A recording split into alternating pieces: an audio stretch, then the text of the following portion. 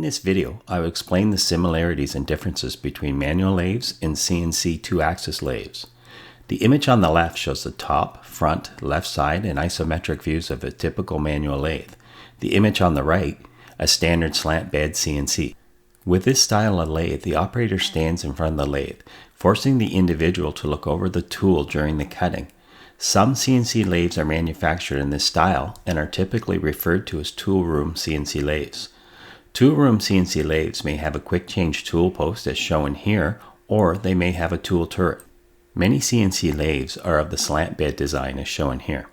Notice how the tool turret containing the cutting tools is on the opposite side of the spindle. This allows easier viewing of the cutting action for the machine tool operator. The side of the cutting tool relative to the machine spindle will become important as we learn to code the cutting. When programming a CNC machine, always draw on your manual cutting experiences, as cutting is cutting regardless of the style of the machine.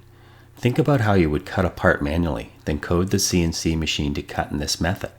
The more rigid the machine tool, the heavier and faster the cutting can be, reducing the time to make a completed part. CNC equipment cannot cut a part any faster than a manual machine. If each is equally rigid, a CNC machine can make the same part in less time than a manual machine because in between cuts, known as chip to chip, they are faster. The CNC equipment will take significantly less time to reposition the cutting tool for the next cut than even the fastest human operator, thus creating a complete part in less time. Most manual lathes require the operator to change tools by unlocking the tool post, removing the cutting tool, adding the next cutting tool, and then relocking the tool post. Many CNC lathes will have a tool turret as shown here.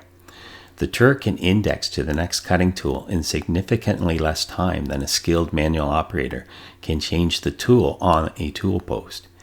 In the next video, the Cartesian coordinate system for a two-axis lathe will be explained. Thanks for watching.